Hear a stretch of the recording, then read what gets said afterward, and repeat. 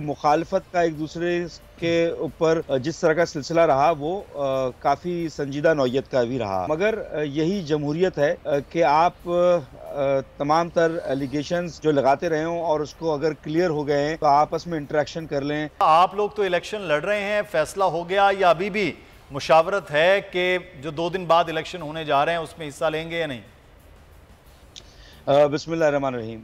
देखें, अभी तक तो एमक्यूएम वाज़े तौर पर रोज़ अव्वल से कहती रही कि तातुल ज़दा ताख़ीर ज़दा इंतख़ाबात को बर वक्त उसका इनेकाद होना चाहिए था और 120 डेज़ के अंदर कॉन्स्टिट्यूशन के मुताबिक इसको इलेक्शन कमीशन ने तरतीब दे देना चाहिए था और तमाम कानूनी हुज्जत तमाम करते हुए, जिसमें डिलिमिटेशन के मामलात हों या वोटर लिस्ट का इंदराज हो, इन तमाम हुज्जतों को पूरा करते हुए, कानूनी तकाज़े पूरा करते हुए वक्त पे हो जाना चाहिए थे। लेकिन तकरीबन 2.5 साल का डिले के बाद जो इलेक्शन होने जा रहा है, इसमें भी एमक्यूएम मुस्तैद है कि भरपूर तरीके से इलेक्शन में हिस्सा लेगी, बावजूद इस बात के कि एक हमारी कारकुनों की मीटिंग होना बाकी है और उसमें मुशावरत भी होती है। अच्छा रेहान हाशमी साहब,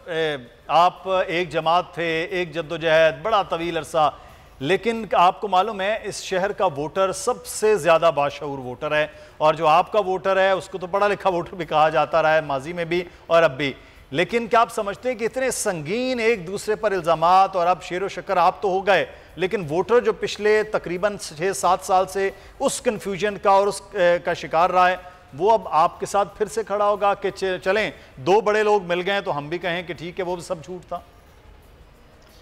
देखें, नज़ीर लगारी साहब ने भी बात कही और मैं मुत्तफ़िक़ हूँ इनकी बात से कि मुखालफत का एक दूसरे के ऊपर जिस तरह का सिलसिला रहा वो काफ़ी संजीदा नौयत का भी रहा,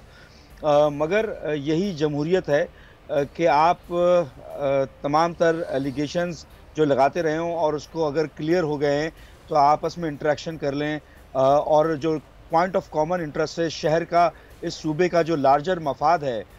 जिस पे सब मुत्तफिक हैं और वो मफाद अवाम का ही मफाद है ना, यकीनी तौर पे। जिसमें रेहान भाई, ये कैसी जमहूरियत फिर हुई ना कि एलिगेशन आप और मैं आपस में लगाते रहे, मुदस्सिर इकबाल रेहान हाशमी साहब, रेहान हाशमी मुदस्सिर इकबाल पर, फिर हम दोनों कहें कि बस जी साबित भी नहीं हुए, हम दोनों एक हो गया। सर, सियासी जमातों में लीडरशिप, वोट बैंक, सारी चीज़ें, इसको जमहूरियत तो फिर नहीं कहेंगे ना। आप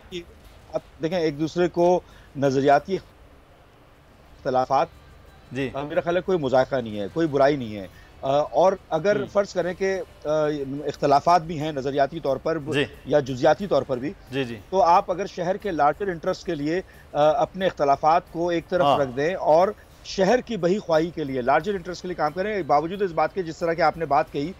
कि अर्बन सिंध का वोटर एक बाशऊर वोटर है जो इस वक्त राइट नाउ वो तवातुर से दिहाइयों से अपने साथ डिस्क्रिमिनेशन सहता हुआ देख रहा है। वो पानी की तरसील का मामला हो, बल्दियाती इख्तियारात की मुंतकली का मामला हो या यहाँ पर।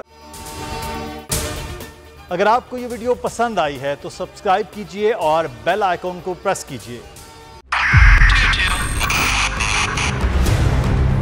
2022 बहुत सारे तोहफे भी देखे गया पाकिस्तान की आवाम को। पाकिस्तान की आवाम को एक तोहफा ये दिया कि आवाम को पता चल गया कि पाकिस्तान का मीडिया क्या है। साल 2022 में सबसे ज्यादा देखे जाने वाला चैनल बोल न्यूज रहा नंबर 1। हमने बहुत सारे शोज और ट्रांसमिशंस की, पूरा साल मुसलसल जदोजहद में निकल गया कि ये वोट ऑफ कॉन्फिडेंस के पीछे कौन लोग थे। तोड़े रेटिंग के सभी रिकॉर्ड। सोशल मीडिया पर भी सबसे ज्यादा तेजी से